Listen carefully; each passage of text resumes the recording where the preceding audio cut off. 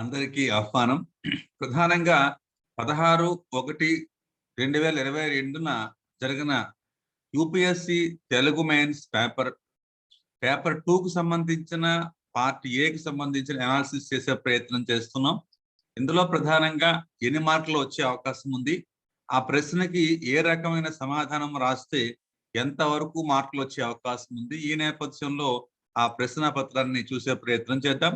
ఎందుకంటే UPSC aspirants చాలా మందికి ప్రశ్నాపత్రంలో సమాధానం రాయడంతో పాటు దాంట్లో ఉండే విభిన్నమైన ఆలోచనలు అనేవి ఎలా రాయాలో తెలియక కొంతమంది ఏది రాస్తే ఏమిటైపోతుందో అనేటువంటి పరిస్థితి కొంతమందికి కనిపిస్తున్న నేపథ్యంలో దీన్ని ఏ విధంగా చూడాలి, ఏ రకంగా రాయాలి, ఈ రెండింటిని బేరీజ్ వేసుకుంటూ ముందుకు వెళ్ళినప్పుడు ఎన్ని మార్కులు వస్తాయో మనకి నిర్దిష్టంగా సుమారుగా కనీసం చెప్పడానికి అవకాశం ఉంటుంది. ఆ చెప్పే అవకాశాన్ని మనం ఇందులో చూసేటువంటి పరిస్థితి ప్రధానంగా చెప్పే ప్రయత్నం చేస్తున్నాం. అయితే మనం చెప్పిన మార్కులే వచ్చేస్తాయా అనే మాట కంటే ఇందులో ప్రధానంగా పేపర్కి సంబంధించిన అనాలిసిస్ చూసే నేపథ్యంలో కొన్ని రకాల అంశాలను మనం పరిగణనలోకి తీసుకుందాం. ప్రధానంగా వ్యాఖ్యానాలకు సంబంధించి ఆధునిక సాహిత్యం ఒకలా చూడాలి, ప్రాచీన సాహిత్యాన్ని ఇంకొక భంగిమలో చూడవలసిన పరిస్థితి. ఇందులో ప్రాచీన సాహిత్యానికి సంబంధించిన అంశాలని అడిగే విధానంలో ఇంతకు ముందు అడిగిన విషయం కంటే భిన్నంగా అడిగే పరిస్థితుల్లోకి తీసుకువెళ్ళారు. అంటే ఇది కొత్త రకమైనటువంటి అంశంగా చూసుకోవాలి. అంటే ఒక సివిల్స్ ఆస్పిరెంట్ ఎప్పుడూ కూడా ఒకే రకంగా ఉంటుంది పేపర్ అనేటువంటి పరిస్థితి నుంచి మల్టిపుల్ గా ఆలోచించే విధానాన్ని డెవలప్ చేయాలి అనే అంశాన్ని ఈ పేపర్ సూచిస్తుంది. చూడండి, ఇది మునినాథ కన్య అనేటువంటిది శకుంతలోపాఖ్యానంలోనే ఉన్నటువంటి పద్యం. ఇది చంపకమాల వృత్తం. ఇందులో అడిగే విధానంలో కొంచెం కొత్తదనాన్ని కలిపేశాడు. అంటే వస్తువు అడిగాడు, రసం అడిగాడు, భావం అడిగాడు, శిల్పం అడిగాడు. ఇలా 4 రకాల అంశాలను ఇందులో ప్రస్తావించాడు. వస్తువు ఏమిటి అంటే కథకు సంబంధించిన విషయం, రసం ఏమిటి, రసం అద్భుత రసమైనటువంటి విషయం, ఇందులో భావం ఏమిటి, అంతరంగం, శిల్పం ఏమిటి, చెప్పే పద్ధతి. ఈ 4 రకాల అంశాల గురించినటువంటి వ్యాఖ్య రాయడం ద్వారా ఇందులో 10 మార్కులు సంపాదించవచ్చు, మ్యాక్సిమం మార్క్స్. కానీ ఇది సరిగ్గా రాయలేకపోతే 6 మార్కుల వరకు వచ్చే అవకాశం ఉంది సుమారుగా. అంటే మినిమం మార్క్స్ మనం 6 వరకు వేసుకోవచ్చు సరిగ్గా రాయగలిగితే. 4 అంశాల్లో వచ్చి కనీసం 8 వాక్యాలను రాయడానికి ప్రయత్నం చేయాలి. 7 నిమిషాల వ్యవధి ఒకటి ఉంది కదా, వ్యవధి ఒకటి అడ్డంకిగా ఉంది. తర్వాతది రెండవ పద్యం మనం చూసినట్లయితే రెండవ పద్యంలో ఏమడిగాడు అంటే ఒక్కొక్క పద్యానికి సంబంధించిన వ్యాఖ్యానాన్ని అధ్యయనం చేసుకోవలసినటువంటి అవసరం ఉంది. తిక్కన అనగానే నాటకీయ శిల్పానికి సంబంధించి ఉంటుంది. ఇది జనరల్ గా ఉండేటువంటి విషయం. దీన్ని నాటకీయ శిల్పాన్ని వ్యాఖ్యగా అడిగాడు. శిల్పం అనగానే చెప్పే విధానం అనేది బండగా గుర్తుపెట్టుకోవడం ఒక పద్ధతి, టెక్నిక్ అంటాం. ద్రౌపది బంధురంబ అయినటువంటి ఇందులో ఆవిడ ఎలా ఆంగికాభినయం చేసింది, ఆహార్యం ఎలా ఉంది, ఇలాంటివన్నీ కూడా ఇందులో ప్రస్తావన చేయాల్సిన అంశాలు ఉన్నాయి. సరిగ్గా కనుక అధ్యయనం చేస్తే దీనికి కూడా మంచి మార్క్స్ పడే అవకాశం ఉంటుంది. మా విద్యార్థులకు మంచి మార్క్స్ పడే అవకాశం ఉంటుంది. అందుకని ఈ రకంగా ఇది కూడా మనకి 6 మార్కుల నుంచి 8 మార్కులు మినిమం పడే అవకాశం ఉంది. తర్వాత చూడండి, ఇది అరుణగభస్తి బింబం. చాలా ఫెమిలియారిటీ ఉన్నటువంటి పద్యం ఇది. ఈ పద్యానికి సంబంధించి అస్తిత్వ దృక్కోణాన్ని రాయమన్నాడు. అస్తిత్వం అంటే ఉన్నది అని అర్థం. ఏమిటి ఉన్నది? ఉన్నప్పుడు ఇలా ఉండేది అనేటువంటి కోణం. అంటే అరుణగభస్తి బింబం ఉదయాద్రిపై అన్నప్పుడు అక్కడ ఉదయాన్నే తెలతెలవారుతున్నప్పుడే అమ్మ ఉంటే ఇక్కడ ఉంది, అస్థి అనేది ఉంటే ఇక్కడ ఉన్నప్పుడు అలా ఉండేది అనేటువంటి కోణం. దాన్ని వ్యాఖ్యానించడం అంటే ఇప్పుడు లేదు కానీ ఉంటే నాకు ఇలా చేసేది కదా అని పాత జ్ఞాపకాలని తలచుకోవడం అనేటువంటి దృక్కోణం ద్వారా వ్యాఖ్యానించడం. అలా రాస్తే దానికి కూడా 6 మార్కులు జాగ్రత్తగా రాస్తే 6 నుంచి 8 వరకు పడే అవకాశం. మినిమం మార్క్స్ మాత్రమే నేను చెప్తున్నాను, మ్యాక్సిమం అలాగే ఉంది కాబట్టి. అది దానికి సంబంధించిన అరుణగభస్తి బింబపు గుణనిధి కథకు సంబంధించింది, కాశీఖండంలోది అది. తర్వాత అంటే తల్లిచాటు బిడ్డ ఎలా ఉంటాడో అలా ఉన్నటువంటి వ్యక్తిత్వం అక్కడ చూపించాలి. ఆమె తల్లి లేనప్పుడు, సోమిదమ్మ లేనప్పుడు ఆయన పరిస్థితి ఎలా ఉందో చెప్పేటువంటి కోణం ఇందులో ప్రధానంగా ఉంటుంది. తర్వాత చూద్దాం. డీకి వచ్చేటప్పటికి ఇట్టి నిరర్ధుడు అన్నప్పుడు ఇక్కడ కళాపూర్ణోదయంలో సుగాత్రి సాలన్ల కథకు సంబంధించినటువంటిది.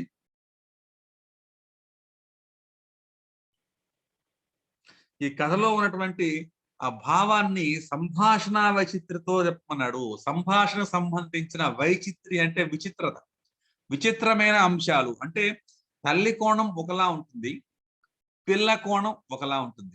ఈ రెండింటిని సంబంధించినటువంటి అంశాలను ప్రస్తావించాలి.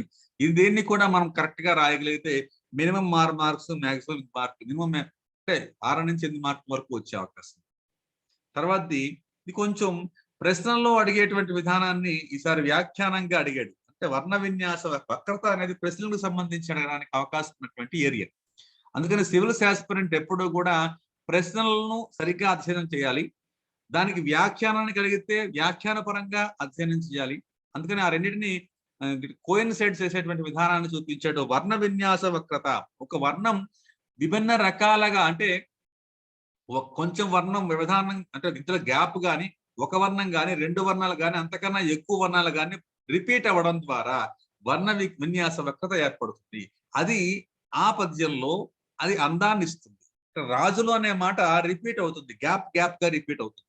అంటే ఒక్క రాజశబ్దం అనేది, రాజులు అనేది రాజశబ్దం, రాజులు అనేది అది రాజులు కాంతిలోని రతిరాజులు మనమసుడికి సంబంధించి, వాహనీ రాజులు అన్నప్పుడు సముద్రానికి సంబంధించి, మృగరాజులు అన్నప్పుడు సింహానికి సంబంధించి, భోరాజులు అంటే ఇంద్రుడికి సంబంధించి, సంతత తేజమందు అన్నప్పుడు దినరాజులు సూర్యుడికి సంబంధించిన వాళ్ళు. ఇలా విభిన్నంగా రజశబ్దాన్ని వాడడం ద్వారా వచ్చేటువంటి విన్యాసం ఏదైతే ఉందో దాన్ని మనం చూపిస్తూ ఆయా అర్థాలను తెలియజేస్తూ, ఇది సందర్భం వ్యవహారం అంతా పరిచయము, పద్య పరిచయం రాయొచ్చు.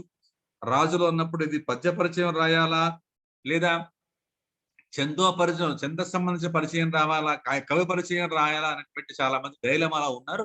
దానికంటే భిన్నంగా ఆలోచించవలసింది ఏమిటి అంటే పద్య పరిచయం కొంత, కవి పరిచయం కొంత. ఇక్కడ కవయిత్రి కాబట్టి కవయిత్రి పరిచయం 2-3 వాక్యాల కంటే ఎక్కువ రాయడానికి వీళ్ళు. సందర్భం ఏమిటో రాయాలి, సందర్భం తర్వాత దాని భావాన్ని తెలుసుకోవాలి. ఈ 3 అంశాలు కామన్ గా ఉంటే ఇక్కడ వర్ణ విన్యాస వక్రతని ప్రధానంగా, వర్ణ విన్యాస వక్రత అంటే ఏమిటి, దానిని ఏ అంశాలలో ఏ పద్యాలలో చూపించింది, దాని అర్థాలు ఏమిటి వ్యాఖ్యానించడం, దాని ద్వారా వచ్చిన అందాన్ని చెప్పడం ఇందులో ఈ వ్యాఖ్యాన విశేషంగా ప్రధానంగా మనం చూడవలసినటువంటి కర్తవ్యం. అలా రాస్తే ఇది కూడా 6 నుంచి 8. అంటే ఈ 5టికి 6×5 30 మార్కులు మొత్తం మనకి క్వశ్చన్ నెంబర్ 1కి 30 మార్కులు ఈజీగా సంపాదించవచ్చు. దీన్ని 8 వరకు వెళ్తే 8×5 40 మార్కుల వరకు సంపాదించవచ్చు. 30 నుంచి 40 మార్కులు మనం ఈజీగా సంపాదించడానికి స్కోప్ ఉండేటువంటి అవకాశం ఉన్నది వ్యాఖ్యానం. అందువల్ల 40 మార్కులు మనం సంపాదించే అవకాశం క్వశ్చన్ నెంబర్ 1లో ఉన్నది. క్వశ్చన్ నెంబర్ 2కి వెళ్దాం. అంటే ఇప్పుడు మనం 2 ఆప్షన్ తీసుకుంటే అనేది ఇక్కడ మనకి 2 ప్రశ్నలు తీసుకోవాలి. సెక్షన్ నుంచి 1 నుంచి 4 వరకు ఒక సెక్షన్ కాబట్టి ఆ సెక్షన్ లో 2వ క్వశ్చన్ లేదా 3వ క్వశ్చన్ 4వ క్వశ్చన్ తీసుకున్నట్లయితే ఎన్ని మార్కులు స్కోర్ చేసే అవకాశం ఉంటుంది. అంటే సెక్షన్ బికి సంబంధించి ఉన్నప్పుడు దాని ఆప్షన్ దానికి ఉంటుంది. దాని నేపథ్యంలో తర్వాత చూద్దాం. ముందు ఇందులోనే మనం 3 తీసుకుంటే ఎన్ని మార్కులు స్కోర్ చేసే ఛాన్స్ ఉంటుంది అనేది మనం ఆలోచిద్దాం. మొత్తం ఇది 125 మార్క్స్ కి ఉంది టోటల్ సెక్షన్ అంతా కూడా. అయితే అన్నిటినీ రాయం కాబట్టి రాయవలసింది మాక్సిమం నెంబర్ 3 ఇందులో ఉన్నాయి, మిగతా 2 సెక్షన్ బికి సంబంధించి రాయాలి. ఇప్పుడు క్వశ్చన్ నెంబర్ 2 కనుక చూసినట్లయితే, దుష్యంత చరిత్రలో నన్నయ్య గారి ప్రసన్న కథ ఫలితార్థ యుక్తిని విశ్లేషించండి లేదా వివరించండి. వివరించమన్నప్పుడు 20 మార్కులకి ఇచ్చాడు కాబట్టి ముందు ప్రసన్న కథ కలితార్థయుక్తి అంటే ఏమిటి, లేదా కవితార్థయుక్తి అంటే ఏమిటి, కవితార్థయుక్తి కలితార్థయుక్తి 2 రకాల అంశాలు ఉన్నాయని ఇక్కడ విశ్వ సత్యనారాయణ గారు రాసినటువంటి కథ కలితార్థయుక్తి అనే భావనని, అట్లాగే సాలాప్రాంశు నిజోజ్వల వచ్చినటువంటి దాంట్లో అస్త్ర విద్యా ప్రదర్శన విషయంలో ఆయన చెప్పినటువంటి విభిన్న రకాల ప్రసన్న కథను తయారు చేసేటువంటి విధానం, నన్నయ్య బాలారక ప్రతిముడు అనే పద్యంలో కర్ణుడి జన్మ వృత్తాంతాన్ని చెప్పే విషయం, ఇలా విభిన్న రకాల పద్యాలని కోడ్ చేస్తూ, ఆ ముక్కను గుర్తుపెట్టారు, పద్యాలని కోడ్ చేస్తూ కనుక మీరు ఆ ప్రసన్న కథని ఎలా తీసుకొచ్చాడు అనేది చెప్పగలిగితే ఇందులో 20 మార్కులకు గాను మినిమం 15 మార్కులు పొందే అవకాశం ఉంది. ఏమండి మనం 20కి 20 పొందుతామనే మాటని కొంచెం ఆలోచించవలసిన విషయం. 15 మార్కుల వరకు పొందే అవకాశం ఉంది. ఇక్కడ గుణనిధి కథలో శ్రీనాథ్ ప్రదర్శించినటువంటి పద్య నిర్మాణ భాగానికి సంబంధించింది. పద్య నిర్మాణానికి సంబంధించిన భాగం ఏమిటి? ఏం చెప్పాడు పద్య నిర్మాణానికి సంబంధించింది అనేది మనం చెప్పాలి. పద్య నిర్మాణంలో అంటే ఇది జనరల్ గా వ్యాఖ్యానానికి ఇవ్వదగినటువంటి ప్రశ్నల్లో ఇవ్వాలి. కానీ ఇక్కడ పద్య నిర్మాణం మొత్తం ప్రదర్శించిన పద్య నిర్మాణం గురించి చెప్పాడు. అంటే ఏ పద్యాలను తీసుకోవాలి అంటే రీతి అందంగా రసాన్ని పోషించేటువంటిది పద్య నిర్మాణంలో భాగంగా ఉంటుంది. వక్రోక్తిని చెప్పే విధానం ఇందులో ఉంటుంది. అట్లాగే రసానికి ఉచితమైన రీతిని చెప్పడం ఉంటుంది.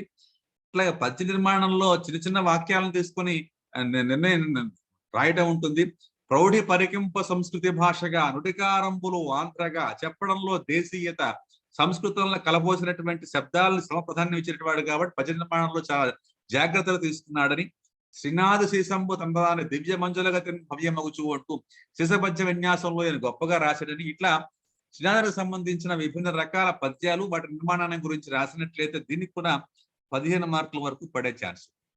ఏమండి ఇక్కడ ఆంధ్రలా శతకానికి సంబంధించిన స్టాండర్డ్ క్వశ్చన్ ఇది. ఎప్పుడు కూడా వ్యాజశుద్ధి అలంకారము, వ్యాజ నింద ఇలాంటి వస్తూ ఉంటాయి. కాబట్టి ఆ వైభవాన్ని చెప్పడం అంటే ఒక్కొక్క ఉదాహరణ సుమారుగా 3-4 ఉదాహరణలు కనుక ఇవ్వగలిగితే దీనికి సంబంధించి ఉక్తి వ్యాజస్థుతి నిందా శృతి నిందయోహో.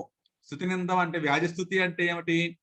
దేని వ్యాజస్థుతి అంటారు? స్థుతిరూపకమైన నింద అంటే పొగుడుతున్నట్టే ఉంటుంది, తిడుతున్నట్టు. వ్యాజ నింద అంటే నిందారూపమైన స్థుతి, తిడుతున్నట్టే పొగడ్డం. అందువల్ల ఇక్కడ అడిగిన దాన్ని బేస్ చేసుకుని చెల్లింపదగునే రేపెల్లెలో గల వెర్రి గొల్ల ఇండ్రాండను గొల్ల కొనగా అంటూ రేపల్లెలో అమాయకమైన వనితుల్ని ఎలా లొంగ తీసుకున్నాడు కృష్ణుడు అని ఇక్కడ వ్యాజస్థుతి కాబట్టి స్థుతి రూపకమైనటువంటి నింద ఉంటుంది. దానికి సంబంధించి 4-5 రకాల పద్యాలని కోట్ చేయాలి. పద్యం అంతా రాస్తే టైం సరిపోతుంది. అందువల్ల 12 నిమిషాలలో రాయాలి.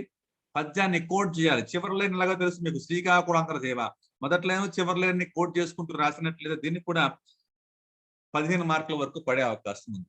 ఇలా మనం సెక్షన్ ఏలో క్వశ్చన్ నెంబర్ 2 కనుక మనం తీసుకుంటే 3-15-45 మార్కుల వరకు మనం పొందవచ్చు. అంటే 5 మార్కుల వరకు తగ్గుతాయి. బాగా రాయలేదు అంటే 12 నిమిషాల్లో రాయాలి. 20 మార్కుల ప్రశ్న కాబట్టి అంతకన్నా ఎక్కువ ఇచ్చే అవకాశం తక్కువ ఉంటుంది కాబట్టి 15 మార్కుల వరకు ఎక్స్పెక్ట్ చేయొచ్చు. మీరు రాసే విధానాన్ని బట్టి అక్షరదోషాలు లేకుండా, భావదోషాలు లేకుండా విషయాన్ని క్లియర్ కట్ గా రాగలిగితే 45 మార్కులు వస్తాయి. క్వశ్చన్ నెంబర్ 3 కూడా తీసుకున్నాం అనుకోండి. క్వశ్చన్ నెంబర్ 3 తీసుకున్నప్పుడు ఒకవేళ అంటే అందులో 2 కంపల్సరీ కాబట్టి క్వశ్చన్ నెంబర్ 3 or 4 తీసుకోవాలి. 3 తీసుకునేటప్పుడు ఎలాంటి చాయిస్ ఉన్నాయో చూద్దాం. కృష్ణరాయ బారకట్టంలో నాటకీయ శిల్పాన్ని వివరించండి. కృష్ణరాయ బారకట్టంలో నాటకీయత అంతా ఉంది. అందులో మీకు ఆల్రెడీ ద్రౌపది బంధురం పైన అని అక్కడ ఆల్రెడీ పద్యం ఇచ్చాడు. ఆ పద్యాన్ని మీరు మొదట్లో రాశారు. ద్రౌపది సంభాషణ, ధర్మరాజుతో ముద్రలతో కూడిన ఆలోచన, కృష్ణ భీములకు సంబంధించిన సంభాషణ, భీముడు మాట్లాడే తీరు, సహదేవుడు మాట్లాడే భాషణ, ఇవన్నీ కూడా నాటకీయ శిల్పానికి సంబంధించిన విషయాలు. అలా వాటిని కోట్ చేస్తూ ఆయా రకాల పద్యాలను కూడా కోట్ చేసి అందులో ఉన్న భావాన్ని సంక్షిప్తంగా, సుందరంగా మీకు అర్థమైనటువంటి భాషలో కనుక రాసినట్లయితే దానికి కూడా 15 మార్కులు పడే అవకాశం ఉంది. సుగాత్రి సారల కథలో పెంగళస్వను ప్రదర్శించిన ప్రబంధ వక్రతను వివరించండి. ఇలాంటి ప్రశ్నలు కొంచెం జాగ్రత్తగా హ్యాండిల్ చేయవలసిన అవసరం. ఇలాంటి గ్రూప్ మనం ఎంచుకునేటప్పుడు ప్రబంధ వక్రత అంటే ఏమిటో మనకు తెలియాలి. ప్రబంధాలను వక్రంగా అంటే ప్రబంధ వక్రత అంటే ప్రబంధాల్లో ఉండే వక్రతను ఏ రకంగా చూపించాలి, దాన్ని ఏ రకంగా అధ్యయనం చేసుకోవాలి, అది తెలియకపోతే ఈ ప్రశ్నకి రాసే అవకాశం ఉంది. అందుకని ప్రబంధ వక్రతని చాలా మంది దీనికి అన్వయించడానికి కొంచెం ఇబ్బంది పడినట్లయితే మంచి మార్కులు స్కోర్ చేసే అవకాశం ఉండదు. కాబట్టి ఈ క్వశ్చన్ కొంచెం జాగ్రత్తగా ఆలోచించాలి. తర్వాతది కాసుల పురుషోత్తమ కవికి శతక సాహిత్య రచనా సంవిధానాన్ని పరిచయం చేయండి. అంటే శతక సాహిత్య రచనా సంవిధానం, శతక రచన ఏ రకంగా ఆయన ఫాలో అయ్యాడు అంటే ఇక్కడ యజస్థుతి ఇచ్చేశాడు, ఇక్కడ ఇంకో ప్రశ్న కూడా ఇచ్చాడు. 2 ప్రశ్నలు వేర్వేరు గ్రూపుల్లో ఇచ్చాడు. అంటే వ్యాజస్థితి అలంకారంతో పాటు ఇక్కడ శతక సాహిత్య రచనా సంవిధానాన్ని రాయాలి. శతక సాహిత్యాన్ని తీసుకునేటువంటి వైనంలో ఎలాంటి సంవిధానం అంటే రచనా విధానానికి సంబంధించింది, దాన్ని ఎలా చేశాడు, అందులో ఎలాంటి గ్రూప్ తీసుకునేటప్పుడు ఆలోచించి తీసుకోవాలి. అలా తీసుకొని సరిగ్గా రాయలేకపోతే ఈ గ్రూప్ మార్క్స్ పోతాయి. ఒకటి రాసి వదిలేయడానికి అవకాశం ఉండదు. కాబట్టి ఈ గ్రూప్ను తీసుకోకుండా ఉంటే మంచిది. ఒకవేళ మీరు తీసుకుంటే దాన్ని ఛాలెంజింగ్ గా రాయగలిగేటువంటి పరిస్థితి ఉండాలి. అలా రాయగలిగే పరిస్థితి ఉంటే మీకు మార్కులు స్కోర్ చేసే అవకాశం ఉంటుంది. ఇక 4వ క్వెషన్ ఆప్షన్ తీసుకున్నాం అనుకోండి. 3వది మనం ఆప్షన్ తీసేసుకుంటే డిలీట్ చేసేసుకొని 4కి వెళ్ళామనుకోండి. ఒకవేళ 3 లేదా 4 తీసుకోవచ్చు కాబట్టి.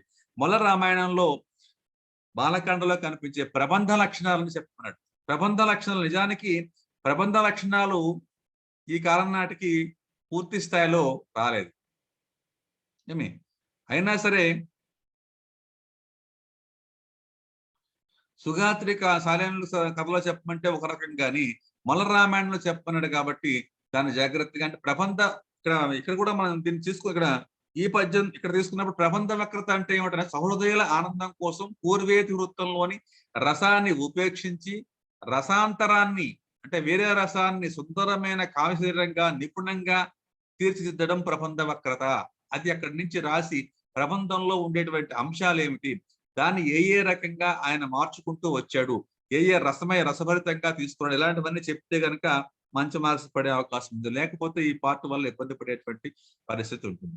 అట్లే కాసుల పురుషోత్తమ కవికి రాసినప్పుడు కూడా ఇది జాగ్రత్తగా రాయాలి. శతక సాహిత్య రచనా సంవిధానంలో అక్కడ ఎగ్జాంపుల్స్ కొన్ని ఇవ్వాలి, పౌరాణిక అంశాలు కొన్ని ఇవ్వాలి, దానికి ఈయన వ్యాజశుద్ధి వ్యాజనింద అలంకారం ద్వారా ఎలా తీసుకొచ్చాడో చెప్పాలి. అవన్నీ రాయకపోతే మంచి మార్క్స్ పోయే అవకాశం ఉంటుంది. కాబట్టి దాన్ని జాగ్రత్తగా రాయాలి. సరే, ఈ 3rd క్వశ్చన్ మీరు ఆప్షన్ తీసుకుంటే ఒక రకం, తీసుకున్నా కూడా జాగ్రత్తగా రాయలేకపోతే మంచి మార్క్స్ పడే అవకాశం తక్కువ ఉంది. మొల రామాయణానికి సంబంధించి చూసినట్లయితే బాలకాండలో కనిపించే ప్రబంధ లక్షణాలను రాయమన్నాడు. అంటే ఇందులో అష్టాదశ వర్ణనలు ఉంటాయి. ఇలాంటివన్నీ మనం చెప్తూ ఏ వర్ణనలు ఉన్నాయో అవి మాత్రమే తీసుకోవాలి. ఎందుకంటే ఇది అనువాదం కాకూడదు అనేటువంటి ప్రబద్ధ లక్షణం ఉంది. అనువాదం కాకూడదు అంటే మొల రామాయణం మన సంస్కృత రామాయణానికి సంబంధించిన అనువాదమే కదా. అనువాదం కాకూడదు అలాంటివి 1-2 మినహాయించినట్లయితే మిగతా లక్షణాలు కొన్ని కలిసే అవకాశం ఉంది. అంటే అష్టాదశ వర్ణనలో కొన్ని ఉన్నాయి, వస్తవైక్యం ఉంది, రాముడి కథ ఇది రామాయణం కాబట్టి, ఏకనాయకేశ్వరుడు నాయకుడే రాముడు కాబట్టి శృంగారస ప్రాధాన్యం ఉందా లేదా అన్నది కొంచెం చర్చింటుంది. ఇందులో కొంచెం శృంగారం పాలు కొంచెం తక్కువ అనిపిస్తుంది.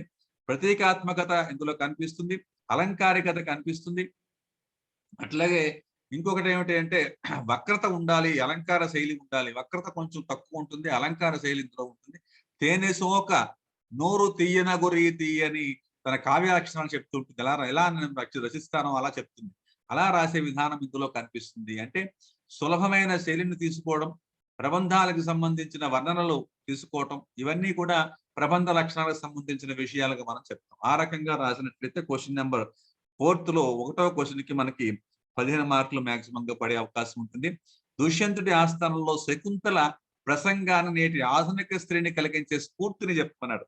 అంటే పూర్తిగా దాన్ని వదిలేసి రాయడం కాదు, దాంట్లో ఉన్న పాయింట్స్ ఏవైతే ఉన్నాయో అవి తీసుకొని నేటి స్త్రీకి అంటే ప్రశ్నించేటువంటి విధానం, తను చేసిన గాంధర్వ వివాహాన్ని అక్కడ దుష్యంతుడి మహారాజు ఆస్థానంలోకి వెళ్ళి అడిగే విధానం, ప్రశ్నించేటువంటి విధానం, అతనికి సత్యసంధత అంటే నిజాన్ని నిర్ధారణ చేయటం కోసం ఆమె పడినటువంటి మాట తీరు, అక్కడ విమల యశోనిధి అంటుంది, స్వచ్ఛమైనటువంటి యశస్సు కలిగిన వాడవా, నువ్వు ఇలా చేస్తావా అని రాజుని నిలదీసేటువంటి కోణం కనిపిస్తుంది. ఇది ఆధునిక స్త్రీకి అవసరం అవుతుంది. ఇలాంటి వాళ్ళు నేటికి ఉన్నారు. అట్లా విమల యశోనిధి అనడంలో, అట్లాగే నువ్వు వచ్చిన దగ్గర నుంచి ఆమె ఎక్కడైతే తను వదిలేసాడో అక్కడి నుంచి విషయాన్ని చెప్పుకుంటూ వస్తుంది. నువ్వు నిర్మలమైన కీర్తిగా వాడివి, నువ్వు అబద్ధం ఆడటానికి అవకాశం లేదు అని అబద్ధం అనే మాట అనకుండానే వేదాలు, పంచభూతాలు ఇవన్నీ కూడా మనకి సాక్ష్యాలు ఇస్తున్నాయి అని సాక్ష్యాన్ని ప్రవేశపెట్టేటువంటి పరిస్థితిని క్రియేట్ చేసింది. నిజానికి అంటే ఆధునిక స్త్రీకి సాక్ష్యాలు ఇవ్వలేకపోతే అది బలంగా ఉండదు అనే సమాచారాన్ని తెలియజేస్తుంది. చివరికి ఈ పంచభూతాలను నమ్మినటువంటి దైవిక అంశ కలిగినటువంటి శకుంతల ఆ రకంగా తన భర్త చేత వాస్తవాలు చెప్పించుకోగలిగినటువంటి ఒక సద్గుణవతిగా, ఆదర్శనీయవతిగా కనిపిస్తుంది. అట్లాగే కొడుకు విషయం వచ్చినప్పుడు ధర్మార్థ కామ స్థాపనకు ఉపకరణము గృహనీతి విద్య అంటుంది. అంటే గృహానికి సంబంధించిన నీతికి సంబంధించిన విద్యని ఎక్కువ మంది అవలంబించాలి. ధర్మార్థ కామ మోక్షాలలో ధర్మము అర్థము కామము మోక్షం నాలుగు చతుర్విధ పురుషార్థాలు అంటారు. చతుర్విధ పురుషార్థాలలో ధర్మంతో కూడిన అర్థము, ధర్మంతో కూడిన కామాన్ని తీర్చుకోవాలి. అలా తర్వాత ధర్మార్థాలను అర్థకామాలను వదిలేసి ధర్మమే మోక్షంగా పరిణతి చెందేటువంటి ఒకనొక గృహనీతి అంశాన్ని చెప్తుంది. ఆ రకంగా నువ్వు కామాన్ని నాతో శృంగారపరమైన గాంధర్వ వివాహం చేసి పిల్లాన్ని కన్నావయ్యా, నువ్వు ఇప్పుడు అలా దాన్ని దాటివేసే పరిస్థితిని బాధపడుతూ చెప్తుంది. సత్య ప్రతిష్ఠ చేస్తున్న సత్యాన్ని ప్రతిష్ఠించేటువంటి వైనాన్ని చాలా గొప్పగా అందులో ప్రతిష్ఠించేటువంటి పరిస్థితి కనిపిస్తుంది. సత్యవ్రతుడా అంటుంది. పూరితంబులకు నూతులు నూరిట కంటే అని ఉపమానాలు చెప్తుంది. ఇంతకంటే సత్యాన్ని మించినటువంటి ధర్మము లేనటువంటి స్థితిని తెలియజేసేటువంటి ఆమె ఆశ్రమవాస సంస్కృతిని తెలియజేస్తుంది. ఇది గృహానికి సంబంధించిన ఆమె పెంపకానికి సంబంధించిన అంశంగా ఒక స్త్రీ పెంపక నేపథ్యం ఎలా ఉంటుందో ఆ పెంచేటువంటి తండ్రి లేదా వాడి సంరక్షణలో ఉన్నటువంటి ఆమె స్త్రీ విభిన్న రకాల ఆలోచన దృక్పథాలని క్రోడీకరించేటువంటి ప్రశ్నార్థకమైన అంశాలని జాగ్రత్తగా కోడ్ చేసుకుంటూ అవతల వాళ్ళకి మాట్లాడనించకుండా, మాట్లాడడానికి ఛాన్స్ ఇవ్వకుండా ధర్మం గురించి మాట్లాడుతూ నేటి స్త్రీకి ఆదర్శవంతురాలుగా కనిపిస్తుంది. ఒక ఉత్తమ ఇల్లాలుగా భర్తని ఎదిరించి సమాధానం చెప్పడం కాకుండా భర్తని తనతో మమేకం చేసేలాగా, భర్తను నిందించకుండా, దూషించకుండా జాగ్రత్తగా నిజాన్ని ఒప్పించుకునేటువంటి వైనం వరకు ప్రయత్నం చేస్తుంది. ఆ ప్రయత్నంలో భాగంలో ప్రయత్నంలో లోపమేం లేకుండా ఉన్నప్పటికీ సరే ఆయనకి ఒప్పుకునే పరిస్థితులే, నువ్వెక్కడ నేనెక్కడ ఇలా మొదలెట్టు ఉంటుంది. అప్పుడు ఆమె చివరి పరిస్థితులు తడయక పుట్టినాడ తల్లిచే అప్పుడు బాధపడుతుంది. అయ్యో చిన్నప్పుడు మా అమ్మ నాన్న వదిలేశారే, పెద్దప్పుడు నా పిల్లాన్ని వదిలేస్తున్నారే అని బాధపడుతుంది. అప్పుడు ఆకాశవాణి రావటం, ఆమె ఇద్దరు కూడా నువ్వు స్వీకరించమని అంటాం అంటే సాక్ష్యాన్ని క్రియేట్ చేయించుకుంది. అది సత్యనిష్ట గొప్పతనం. ఇంకా సత్యాన్ని మాట్లాడగలగటం అనేది ఆధునిక స్త్రీకి ఒక స్ఫూర్తిదాయకంగా భర్తని తనతో పాటు ధర్మం వైపు ప్రయాణం చేసేటువంటి సత్యదీక్షను కలిగించేలా మాట్లాడగలిగేటువంటి సంభాషణ చాతుర్యాన్ని అవసరమైన చోట భర్త మాటల్ని గమనించుకుంటూ ముందుకెళ్లేటువంటి స్ఫూర్తిని ఆధునిక స్త్రీకి కలిగిస్తుంది. ఇలాంటి విషయాల్ని బేస్ చేసుకుంటూ రాసినట్లయితే కూడా మంచి మార్క్స్ పడే అవకాశం ఉంది. అట్లాగే శ్రీకృష్ణ రాయబార ఘట్టంలో ప్రతిపాదించిన రాజకీయ కోణాన్ని విశ్లేషించండి. ఇది రాజనీతికి సంబంధించిన విషయం, రాజనీతి కోణానికి సంబంధించిన విషయం. అక్కడ ఎక్కడి నుంచి మొదలు పెట్టాలి ఇది అంటే కృష్ణ రాయబారం కాబట్టి కృష్ణుడు వచ్చిన దగ్గర నుంచి ఆయన ప్రతిపాదించిన అంశాలు ఏవైతే ఒక ధర్మరాజు ప్రతిపాదించిన అంశాలు, కృష్ణుడు వేరు వేరు రకాల వాళ్ళ దగ్గరికి వెళ్ళి వాళ్ళ భాషను, వాళ్ళ సంభాషణ ద్వారా వాళ్ళ భావాన్ని తెలుసుకునేటువంటి అంశం, ద్రౌపది దగ్గరకు వచ్చినప్పుడు యుద్ధ నిశ్చయాన్ని తెలుసుకునేటువంటి కోణం, ఇవన్నీ కూడా కృష్ణరాయబార ఘట్టంలో ప్రధానమైన అంశాలుగా ఉన్నాయి. టెక్స్ట్ ని బేస్ చేసుకుని ఇక్కడ ఎక్కువ రాయవలసి ఉంటుంది. దాన్ని 20 మార్కులకి అడగలేదు కాబట్టి 20 మార్కులకి అడిగితే ఎక్కువ సమాచారం రాయాలి. 10 మార్కులు అడుగుతున్నాడు కాబట్టి 7 నిమిషాలు మనం రాసే నైపుణ్యం మనలో ప్రదర్శించాలి. దాని నేపథ్యంలో ఎవరెవరి దగ్గర ఏ మాట్లాడారు, అవి రాజకీయంగా ఉండేటువంటి అంశాలుగా వీళ్ళకి అసలు ఇక్కడ చూడండి, పాండవేయులు అనే మాటని కొంతేయులు అనే మాట చెప్తుంటాడు దుర్యోధనుడు. ఆ నేపథ్యం రాజకీయ కోణంతో వాళ్ళకి అక్కడ సంపాదించడానికి యోగ్యత ఉందా లేదా, ఇక్కడ ఆ రకంగా ప్రతిపాదించినటువంటి అంశం ఏమిటి, నిజానికి ధర్మరాజు విజయాత్రలు చేసిన తర్వాత చాలా రాజ్యాన్ని సంపాదించాడు. పాండురాజుకు వచ్చినప్పుడు కొంత రాజ్యం ఉంది. రాజ్యంలోనే సగభాగం మాత్రమే వెళ్తే వాడికి ఇవ్వాలి తప్ప మిగతా అంతా వీళ్ళకే రావాల్సినటువంటి పరిస్థితి నుంచి తిక్కన రాయబార ఘట్టంలో దూత ఎలా ఉండాలో ఆ దూతని ఒక పక్క నుంచి తీసుకెళ్తూనే మమ్మెరుగుదు ఎదురనెరుగుదు పొమ్మెవ్వడు నేను నీకు బుద్ధులు చెప్పుకున్నాను. కృష్ణుడు అంతటి వాడికి నేను నీకు బుద్ధులు చెప్పేవాడిని కాదయ్యా, ఆపద కడవన్ పెట్టక నోపి శుభం పైన దానిని ఎడగొచ్చి మాకు శుభాన్ని ఇవ్వమై మా నాన్నగారిని చూపించి వెళ్ళిపోయాడయ్యా అని తండ్రి గారి లాంటి కృష్ణుని తండ్రి తర్వాత తండ్రితో పోలుస్తూ ఉంటాడు. అట్లాగే ద్రౌపది సంబంధించినటువంటి విషయం, స్త్రీలకు రాజకీయ కోణ అవసరాన్ని చూపిస్తూ బాధపడినటువంటి స్త్రీ ఎలా బాధపడింది, ఆ బాధపడినటువంటి ఆమె బాధని భర్తలో చూడవలసినటువంటి కోణాన్ని ఇక్కడ చూస్తుంది. అంటే కుటుంబము అట్లాగే గృహనీతి రెండింటికి సంబంధించి గృహనీతికి సంబంధించిన విషయాన్ని రాజనీతి వచ్చి ఇబ్బంది పెట్టకూడదు. అలా ఇబ్బంది పెడుతుంటే రాజు చూస్తూ ఊరుకోకూడదు. వాడు ఏం చేశాడు, నేను ఒంటి చీరతో ఉన్నాను, పీరియడ్స్ టైంలో ఉన్నాను, నన్ను తాకకూడదు, అలాంటి నన్ను తాకి ఈడ్చుకుంటూ వచ్చాడు దుశ్శాసనుడు, అది నింద, ఆ నిందకి శిక్ష వేయాలి, అందుకు యుద్ధము తప్పదు. ఇలా ఒక్కొక్క కోణాన్ని ఆవిష్కరింపజేసేటువంటి వైనం ద్రౌపది దగ్గర రాజకీయ కోణాలను ప్రతిపాదిస్తూ ఉంటాడు తిక్కన. ఆ కోణాలని రాయగలిగితే ఒక 4-5 పాయింట్లు మినిమం పాయింట్స్ రాసుకుంటూ మాక్సిమం ఒక 6-7 ఒక 10 మార్కులు కాబట్టి కనీసం 10 పాయింట్లు రాయగలిగితే అందులో 7-8 పాయింట్ల వరకు ఉన్నాయి, అవి రాయగలిగిన చాలు మంచి మార్క్స్ పడే అవకాశం ఉంది. ఆ రకంగా 10 మార్కులకి గాను ఇది 5 మార్కుల వరకు పడే 5 నుంచి మినిమం 5 మార్కులు పడే అవకాశం ఉంది. అందువల్ల ఇక్కడ 15 + 5 20 + 15 35 మార్కుల వరకు పడే అవకాశం ఉంది. అంటే క్వశ్చన్ నెంబర్ 1కి వచ్చేటప్పటికి 40 మార్కులు, క్వశ్చన్ నెంబర్ 1కి 40 మార్కులు మినిమం అనుకుంటే, క్వశ్చన్ నెంబర్ 2కి సంబంధించి 45 మార్కుల వరకు స్కోర్ చేయడానికి ఛాన్సెస్ ఉన్నాయి. క్వశ్చన్ నెంబర్ 3కి తక్కువ స్కోప్ ఉంది. క్వశ్చన్ నెంబర్ 4 అంటే థర్డ్ క్వశ్చన్ కనుక తీసుకున్నట్లయితే దీంట్లో 35 వరకు మార్కులు స్కోర్ చేసే అవకాశం ఉంది. ఈ రకంగా చూసుకుంటే 85, 90, 90 110 మార్కులు, 120 కదా, 3 తీసుకుంటే అన్నాం కదా, 3 తీసుకోవడం ద్వారా 10, 3, 4, 12 120 మార్క్స్ వరకు మనం ఇందులో సంపాదించడానికి స్కోప్ ఉంది. అయితే ఇన్ని మార్క్స్ వస్తాయా అంటే మీరు రాసే విధానాన్ని బట్టి వాళ్ళు వేసే వాళ్ళని అనుసరించి వస్తాయి. అయితే తెలుగు ఈజీనా టఫా అనే మాట చూస్తే తెలుగు అయితే ఈజీ కాదు, టఫ్ కాదు. ఎవరు చదువుతారో వాళ్ళకి ఈజీ అవుతుంది. అంటే ఇష్టపడి చదవాలి. ఇష్టపడి చదవడం ద్వారా ఎంత సమాచారాన్ని అయినా అప్పటికప్పుడు మీకున్న విచక్షణ జ్ఞానాన్ని అనుసరించి అంతకు ముందు ఉన్నటువంటి చదువు ద్వారా, చదువు అంటే ఇక్కడ రీడింగ్ అనే మాట కంటే స్టడీయింగ్ అనే మాట, శోధనాత్మకమైన చదువు ఉండాలి. దాని ద్వారా ఇందులో మంచి మార్క్స్ ని పొందే ఛాన్సెస్ అయితే ఉన్నాయి.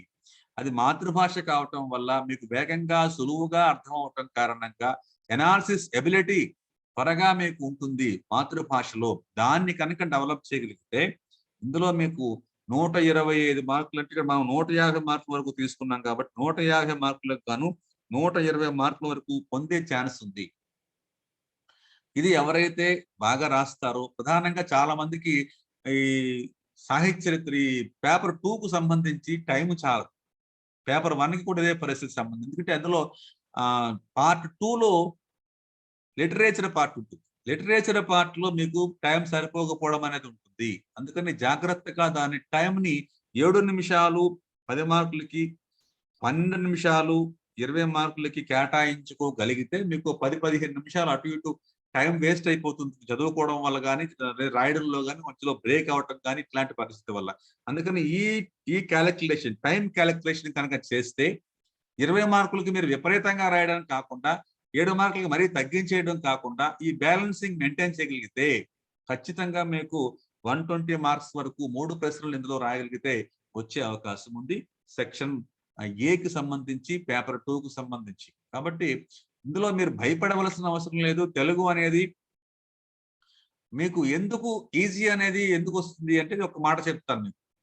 ఏదైనా శాస్త్రం కష్టంగా ఎందుకు అనిపిస్తుంది, లాంగ్వేజెస్ ఎందుకు ఈజీగా అనిపిస్తుంది అంటే, శాస్త్రానికి సంబంధించి మనం అధ్యయనం చేసినప్పుడు ఒక ఉదాహరణ చెప్తే మీకు అర్థమవుతుంది.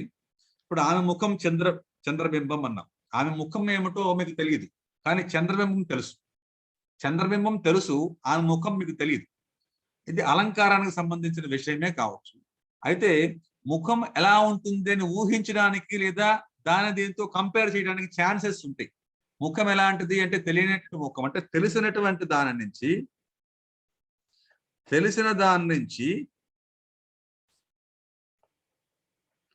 తెలియని దానిని తెలుసుకోవడం, ఇది భాష చేస్తుంది. తెలిసిన దాని నుంచి, ముఖం నీకు తెలియదు, తెలిసింది చంద్రబింబం. చంద్రబింబం తెలుసు కాబట్టి తెలిసిన దాని నుంచి తెలియని ఆ ముఖాన్ని తెలుసుకునేలాగా చేస్తుంది భాష. ఒకటి.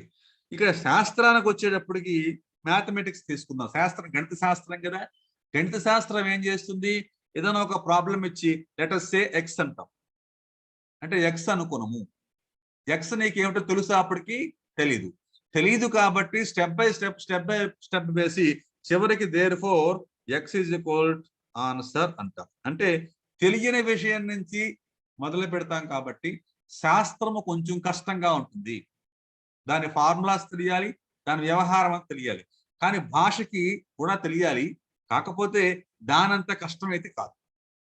అందుకని మాతృభాషలో మీరు రాయాల్సినటువంటి ఇష్టం ఉండాలి. ఇప్పుడు చాలా మంది విద్యార్థులకి తెలుగు ఈజీ అని చెప్పి వస్తున్నారు. అనేక రకాలుగా ఇబ్బంది పడిపోతున్నారు. ఎందుకంటే వాళ్ళకి ఫౌండేషన్ దగ్గర తెలుగుకు సంబంధించిన బేసిక్స్ లేవు. ఇప్పుడు ఉన్నటువంటి గైడెన్స్ ఇచ్చే వాళ్ళకి బేసిక్స్ నేర్పట్లేదు. బేసిక్స్ నేర్పకుండా మీరు ముందుకు వెళ్ళిపోతే దానికి సంబంధించిన విషయాన్ని కూలంకషంగా అర్థం చేసుకోవడానికి ఆ బీటెక్ విద్యార్థో, బిఎస్సి విద్యార్థికో అది చాలా కష్టంగా మారిపోతుంది. కాబట్టి దయచేసి బేసిక్స్ నేర్పించండి. మీరందరూ చేస్తున్నటువంటి సేవకి అందరికీ ప్రత్యేకంగా జోహార్ చేస్తున్నాను. కాకపోతే ఏమిటంటే ఏ విద్యార్థి నేర్చుకున్నా కేవలం మనీ మైండెడ్ కాకుండా తెలుగు భాషలో తెలుగు విద్యార్థుల్ని సివిల్ సర్వీసెస్ గా తీర్చిదిద్దాల్సిన బాధ్యత తెలుగు ఎవరైతే గైడెన్స్ ఇస్తున్నారో లేదా కోచింగ్ ఇస్తున్నారో వాళ్ళ పట్ల ఖచ్చితంగా ఉంది. దీన్ని అందరూ గమనించండి. అలాగే ఎవరిని పెడితే వాళ్ళని ప్రతిదీ అడిగేసి వాళ్ళు ఏది చెప్తే నమ్మేసేటువంటి వాళ్ళు కాకుండా కొంచెం స్టాండర్డ్ లాంగ్వేజ్ వాడే వాళ్ళని, అలాగే చదువుకున్నటువంటి వాళ్ళని గైడెన్స్ తో పాటు ఆ విషయాన్ని అర్థం చేసుకునేటువంటి అర్థమయ్యేలాగా చెప్పగలిగే వాళ్ళని ఆశ్రయించి మంచి మార్క్స్ ని పొందాలని, దానికోసం మీకు ఎప్పుడైనా ఏ రకమైన సహాయం కావాలన్నా మేము అందించడానికి సిద్ధంగా ఉన్నామని తెలియజేస్తూ, తర్వాత పార్ట్ లో మీకు సెక్షన్ బికి సంబంధించిన అనాలిసిస్ చేస్తాం. ఇందులో మీకు ఏమైనా డౌట్స్ ఉండి ఎలా రాయాలి, ఏమిటి, దీని వ్యవహారం ఏమిటి అని కనుక ఉన్నట్లయితే మాకు పర్సనల్ గా మీరు కొన్ని క్లాసెస్ వినండి. కొన్ని ఫ్రీ క్లాసెస్ ఇస్తాము, వాటిని వినండి. వారి విన్న తర్వాత నిర్ణయం తీసుకోండి. ఏం కంగారు పడాల్సిన అవసరం లేదు. ఎప్పుడైతే మీరు ఈజీ అని వస్తారో, అందరూ నేర్చుకుంటున్నారు తెలుగు అని చెప్పి వస్తారో కాకుండా మీ ఇష్టాన్ని బేస్ చేసుకొని ఈ సెలక్షన్ చేసుకోండి. ఈ ఆప్షన్ నాకు ఇష్టము అన్నప్పుడు మీకు ఎలాంటి కష్టమో రాకుండా దానికి సంబంధించిన ప్రయత్నాన్ని మీ వైపుగా మీరు స్టార్ట్ చేసినట్లయితే ఏ గైడెన్స్ ఇచ్చేవాళ్ళన్నా మిమ్మల్ని కొంతవరకు గైడ్ చేయడానికి ఛాన్సెస్ ఉంటాయని మనం చేస్తూ అందరికీ శుభం పోయారు.